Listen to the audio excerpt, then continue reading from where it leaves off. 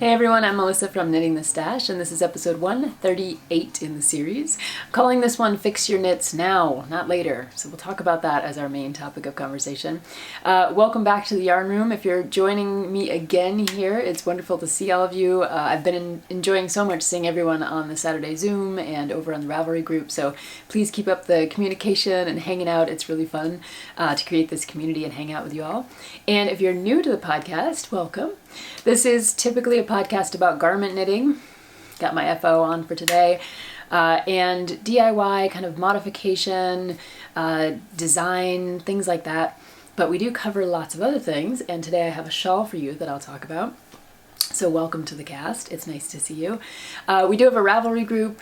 It's just Knitting the Stash over on Ravelry, and there's some chatter going on over there because we have a knit along at the moment. It is our TV knit along. We're calling it our media knit along, really. So if you're interested in knitting different objects, they don't have to be sweaters, they could be all kinds of accessories or other things that are based on like TVs, movies, books, things like that, join us over in the Ravelry group. It's a fun place. Lots of people are putting ideas up there, so there's plenty of inspiration, even if you haven't watched a movie or TV recently, or even read a good book recently. It's okay. We're all busy. But there's some good inspiration over there and ideas about how to find patterns and things like that. So if you'd like to get involved, we'd love to have you. And the Saturday Zoom has been going well. We've been having fun. This is our carryover Saturday Zoom from our last knit along, which was the first or 51st sweater cal. And the group over there, we've just had so much fun that we're just keeping it going. So if you want to join us on Zoom, let me know. We meet on Saturdays in the afternoon Eastern time. And I'd be happy to send you the link. We are not meeting until the new year. We just had our meeting yesterday, and we're gonna all hold off and hang out and take a break until beginning of January. But I'd be happy to have you join us then. What else do I usually tell you? You can find me just about everywhere, obviously, as Knitting the Stash. So here on YouTube, over on Ravelry, on Instagram, and on the website, which is knittingthestash.com. And for those of you who are always coming back and always over on the website, I appreciate that so much. All of your orders for Shorn 4 have meant the most, and I really appreciate you supporting that yarn. That was a yarn that we had the sheep in our pastures a couple years ago. We gathered all the fleece, skirted it, sent it off to the mill, had it spun up into a yarn. It's the sweater that I'm wearing right now is knit out of Shorn 4. So thanks for all your support for that yarn. You can find out more about it over on the website, knittingthestash.com. And I've put up some closeout deals in our sales and specials page, something like that is what it's called over on the website. So Shorn 3, I only have a few skeins left, so I discounted those. I have a little bit of heirloom left. That was one of our early yarns. Those are discounted. There's a couple kits that have been discounted, and a couple of gradient sets of different yarns from like Avalon Alpaca and what's the other one from? Cactus Hill Farm has a gradient set. Anyway, there are very few of these things, so they're kind of the closeout deals, and if you're interested in any of those, I've put them over on the sales page on the website. You can go check them out. And for those of you intrepid people who have been seeking out and finding my little Destash page over on the website, where I kind of put all the yarns that I'm ready to part ways with, that I want to find a good new home, you guys have taken out my Destash page. Like, there's nothing left there. So in the next couple of weeks, while I'm on break from the semester and just on break in general, I'm going to go through my stash and I'm going to put more over on the Destash page so that those yarns can find their forever home with you. So if you're interested, check out the Destash page. If you go to the website and you're up on the top bar, there's a more, it says more over in the corner, and if you kind of hover over that and it'll pop down a little Destash thing. It's really hidden, and that's why I'm surprised you all have found it so easily and taken all the yarn to good homes. But that's where you find the Destash page, and I will be filling it up in the next couple of weeks. So keep your eyes peeled over there and check back for updates. So the topic of our conversation for today is fix your knits now, not later. And let me explain. For those of you who were watching the last episode, Spencer was on, and we were talking about this sweater, which is the Cuenca sweater by Paula Periera that appeared in the latest issue of Amira Sue magazine. I've knit many sweaters from Amira Sue magazine. Love their publication. Beautiful Japanese knitting magazine. This one presented a little bit of a challenge, an extra challenge. So if you tuned in last time, you know that I completely reknit the yoke. This is the old yoke, and we talked about skin tight sweaters and the cables that were kind of interlocking, and all the different things I went through to change this yoke into the yoke that I'm wearing, which you can actually see fits, and you know, I can move my arms. It's not like one of those Ravelry photos where I'm sitting very still and not moving because it doesn't work. It does work. It's a great sweater, very comfortable now that I've made all the changes to the yoke. And if you want some details on that, go back to that last episode 137 to check out all the different things that I had to do to make this cable pattern wearable. It's a beautiful cable pattern, and I really do appreciate the work that went into the pattern. It's just that it's a little tricky, so I wouldn't recommend it. You'll see on my Ravelry page, I don't recommend it to like a beginning knitter, and I wouldn't recommend it to someone who's like not comfortable doing a lot of modifications, because yeah, I really found that I had to do a lot to make this fit. Now, aside from that, I was telling Spencer, I pretty much knit this sweater almost twice over, because I reknit the yoke, and then as I was typing things up on my Ravelry page late at night, because I don't sleep very well all the time, I was putting in all my notes, and I realized that my stitch count was like way off for the actual body. And that was for a couple of different reasons, and I really can't remember exactly what they were. Oh, it was because I was in some of the modifications that I had to make for the yoke, I ended up mixing up two different numbers in the pattern for how many stitches that I wanted to have after the patterning happens, after the cable motif. So I ended up going with a higher stitch count than I intended. And once I realized that, I had already knit down to about here in the sweater. So I ripped all that out and went back up to the yoke, and actually went back up to where the sleeves separation was, and completely redid the sleeve separation so that I had proper stitch counts for the actual body. Tink just joined us with her little stuffed doll. You gotta lay down there, Tinky Sue. Good job. I have a couch in the room, and she just comes up here all the time with her little baby stuffed animals and sits and joins me when I'm working or when I'm podcasting. It's really adorable. Anyway, she's over there. So I reknit the upper body, and then once I had finished the sweater, I realized that it was too short. I had bound off, I had done my tubular bind off, and I was like, well, I gotta wash it and see what happens, because measurement wise it looked like it was okay. But then the thing about this sweater, again, is this cable pattern. It wants to pull up because it wants to be, like, the cables want to be plump. You don't want to pull the cables down, because then they just, as you can see with this version, if you pull them down, it just kind of loses its separation and kind of like distinctiveness of the lines. So once I washed it, it was clear that it was just too short. So I needed to rip that out. And so I reknit the bottom, I don't know, third of the body. And as I did that, I realized that I think I must have grabbed some of my Shorn skeins I have in a bucket, you know, from Shorn 1, 2, 3, 4. And 4 and 2, Shorn 4 and Shorn 2 are very close. And I think I may have grabbed a Shorn 2 skein as I was knitting, because I noticed as I was reknitting the body that there was a slight band of lighter color in there.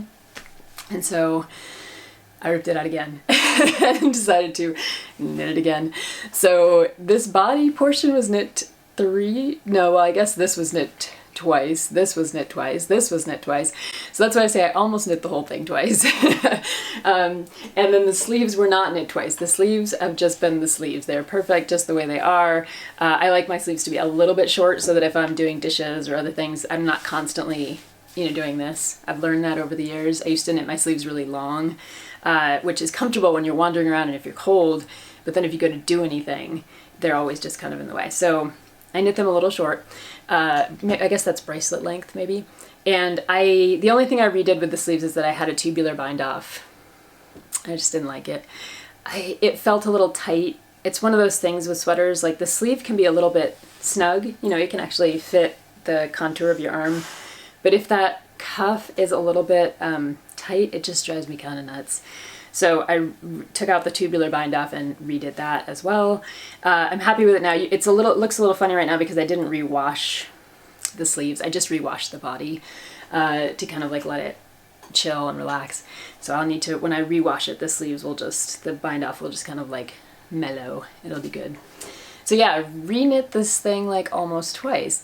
And I wanted to bring this up because it's one of those things that I think as a knitter, when you're a beginning knitter or even an intermediate knitter, or you've just been knitting sweaters for the first little bit or something like that, you think sometimes, I don't know, how do I put this? There are a couple schools of thought. One school of thought that I remember hearing a lot about when I first started knitting was that, you know, only you will notice the tiny mistake. Only you will care about it. So, you know, just let it be. It's part of a home, you know, handmade thing. And, you know, as long as it's functional, like whatever. And then the other school of thought is like, it might drive you crazy. Like you might see that thing and it might always bother you.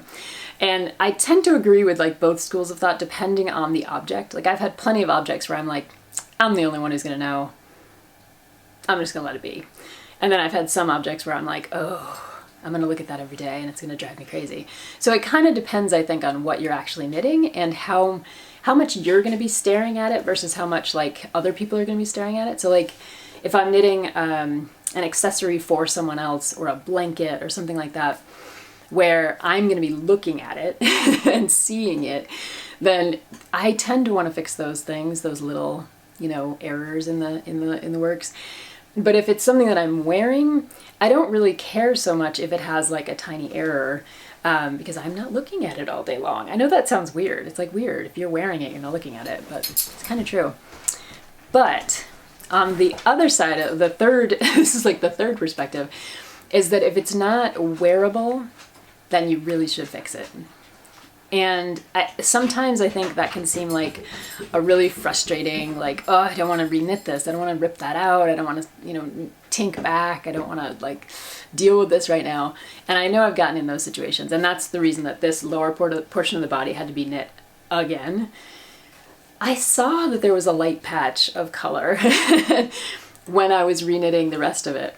And I was just like, oh, it'll be okay, it'll blend in. And of course it didn't. And so then that forced me to rip out all the knitting I had reknit and reknit that as well. So I do think that if there's something that's gonna bug you, something that isn't fitting right, you should go back and fix it. Like if I hadn't fixed this yoke, I could have gone on and finished the sweater and maybe given it to someone like a child who would have a small enough shoulder width that it would fit. But it, you know, it would just go sit in the bin otherwise. And I have a bin of sweaters, and some of them I wear and some of them I don't. And a lot of the ones that I don't wear all the time are the ones that don't stick, as Spencer says. Spencer always jokes with me. He's like, some of your sweaters really, you know, they like, you finish them and then you put them on and they don't leave your body for like the entire fall after you've knit them. And some just go in the bin. And the ones in the bin are kind of sad stories sometimes because they just need one thing. You know, they just need a cuff fixed, or they need to be a little bit longer, or you know, maybe they need a different collar or something like that. And these are those things in life where like you can obsess about it and think about it and put it off. But if you actually just pull them out and do the fix, it would probably take like maybe 15 minutes, maybe an afternoon, and then it's done and you can wear the sweater. So I'm just gonna say, fix it now, not later. This is my challenge to you. Like, don't give up on that knit. And if it's going wrong, set it aside. Like, put it in timeout. Put it in hibernation mode for as long as it needs to be. And then when you pull it back out, don't just finish it. Like, fix it. You know, if you want to have those sweaters that you're going to wear and you can just pull on and feel good about, it is important to fix those things. So yeah, I'd love to hear your stories about what you have or haven't chosen to fix in your knits, and whether or not you too have a corner of your sweater bin that's devoted to those things that need something different about them, or that aren't just quite right and you should probably have gone back and fixed them when you were knitting the thing. I'd love to know your stories. So please share stuff in the comments below. I'll open a Ravelry thread. We can get talking about this kind of thing, whether or not you fix your knits now or later. Or never, I should say, because I have a lot of those nevers. Now, aside from finishing this particular sweater, which I absolutely love, and you can see I'm wearing it, it fits really great, and I will put some photos in here. The light hasn't been super good the last couple of days. We had a snowstorm, and it was ice on the roof, and it was craziness, very wet, goopy, gloppy snow. Anyway, these are my problems. But I want to get some pictures of this one and put them up. Maybe I'll put them up in the cast, but maybe I'll just put them over on Ravelry if you want to check it out. Beautiful sweater, like I said. Recommend it for someone who's willing to do all the mods to make it work out. Yeah. And I will say I did knit this one in Shorn 4, which I love. And Shorn 4 is like that 3-ply DK weight yarn. So it is kind of what's called for in the pattern. My gauge was very close to the pattern gauge. And it does show off cables really well. It's beautiful. And so many of you have been ordering like sweater quantities of this yarn. And every time I get one of those orders, I'm just so excited because it means someone else is going to have a Shorn sweater out in the world. So I can't wait to see all your Shorn sweaters. I feel like we need to open a Ravelry thread for the Shorn 4 sweaters and accessories and all the other things you're knitting with Shorn 4 over in the Ravelry group. So I'll also open that thread in case you want to get a conversation going about your Shorn 4 project. Yeah. And in the meantime, I've been knitting on a new project because sweaters do end at some point. And I saw this shawl that I'm working on Instagram a while back. And it is by Nidhi Kansal. And it was, the first version is called Sabr, S-A-B-R. And then after that one came out, she introduced a smaller version because this is a crescent-shaped shawl. Ugh, can't say it. Crescent-shaped shawl. You start with a garter tab and it's like crescent shaped and then it's very large. So the Shukr, S-H-U-K-R version is like smaller. It's not quite as, it doesn't take as much yarn, it doesn't have as many rows, all those good things.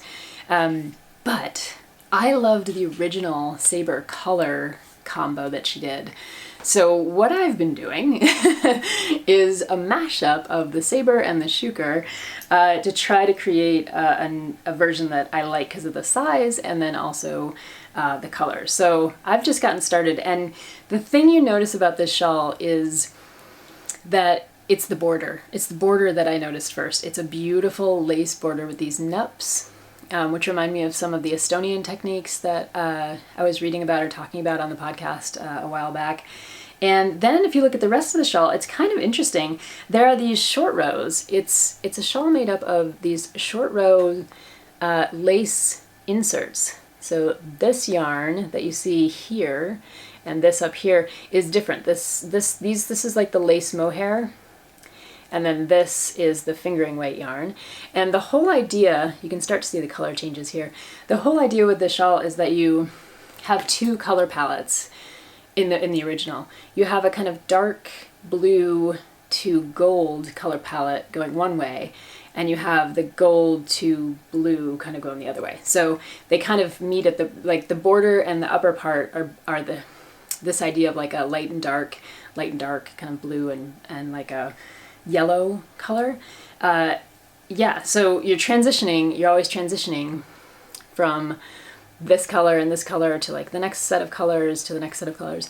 And you have, obviously, because it's a because it's a crescent shaped shawl, you can see, kind of goes like this.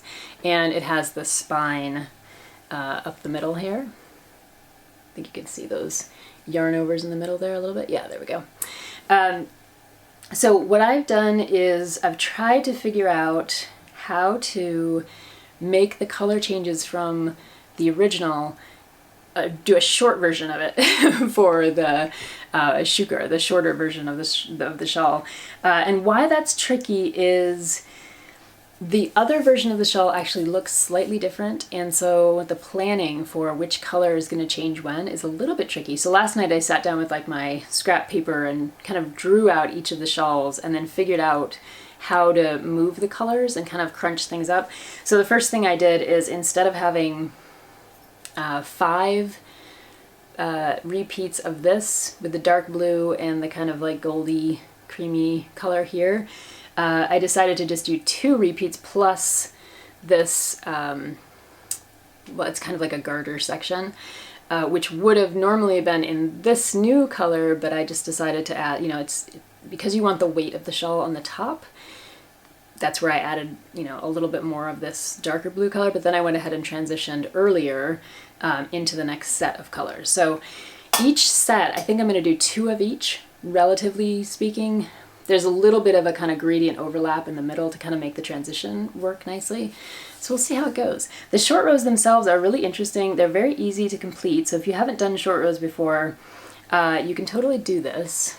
You can figure it out. It's a little fussy because it is in like a lace mohair, very lightweight yarn, but you can see that there's some interesting things going on. So there's like different heights and different ways that these short rows are kind of moving. It's not just one big short row. It's like almost modular or blobular or something. I'm not sure what to call it yet. But you know, you have this short row section and then you have this short row section. And as the shawl gets bigger, you get more and more of those kind of like stretching out around the crescent shape. So it's been interesting. Working with the mohair is always a little bit tricky because it is such a fine, beautiful yarn. And the other thing I did is I made one substitution. So the pattern calls for a gradient set from Fruitful Fusion, which is a UK indie dyer who did this, I think it's called like Beach Sunset or something like that. I can't remember what the name of it. It's in the original. If you look up Sabr, you'll see the Fruitful Fusion gradient set, and it goes from that dark blue all the way to this gold. So I did go ahead and buy that because I really loved the transitions of the colors, but I substituted in the mohair. The original mohair was from Heartbeat. Let me see if I have it written down. So the original mohair yarn is from Ganga Arrowwool's Heartbeat Kid Silk. And the only places I could find it were you had to order it from, I think it was from India, or there might have been a couple British companies that had it, but it wasn't always in stock, the colors that were necessary for the pattern. So my solution was to go to one of the bigger yarn stores. I think I went, this is Webb's, yeah. Valley Yarns, this is just a Southampton, one of their kind of basic yarns, but it's just a kid silk mohair. Same weight, relatively speaking, and I could get almost exactly the same colors. So the gradient going in the other direction looks very similar to the gradient going in the first direction of the fingering weight yarn. So this is the light blue, there's a dark blue, there's a cream, and a gold. Yeah, and this stuff, you can tell it's not, you know, like the easiest to knit with because it is so absolutely fine as a yarn. So when you're working those short rows, you do want to make sure that you have needles that you feel comfortable with. Like I'm using metal needles, my interchangeable set, but if you were new to short rows, I would advise doing something a little more grippy. So like maybe a bamboo needle, a plastic needle, something like that, where you're going to have a little more control over those short rows because you are turning your work over and over again, and God forbid you drop stitches. Those short rows are not always the easiest to kind of catch back up on if you drop something off.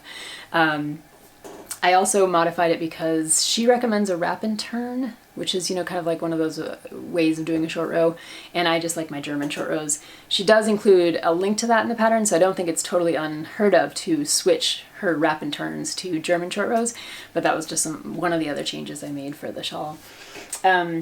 Yeah, so I'm pretty excited about this because I haven't done a shawl in a long time. There's a lot of color going on, there's a lot of textural elements here, and I really want to get to the border.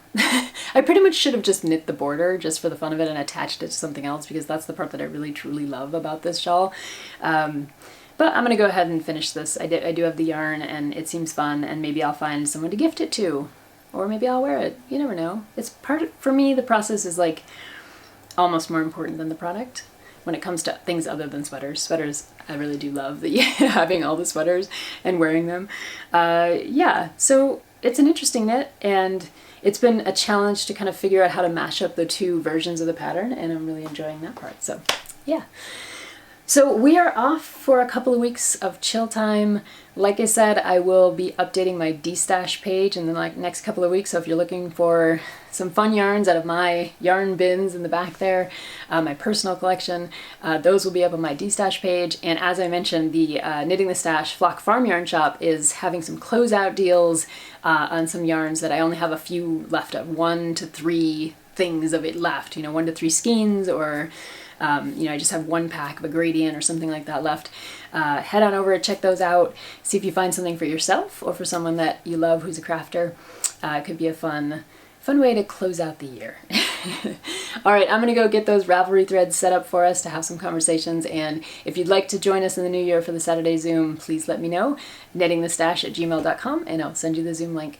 In the meantime, I hope you all have good, happy holidays, whatever you're celebrating, including the solstice, and have a good new year. I'll see you next year. Bye-bye.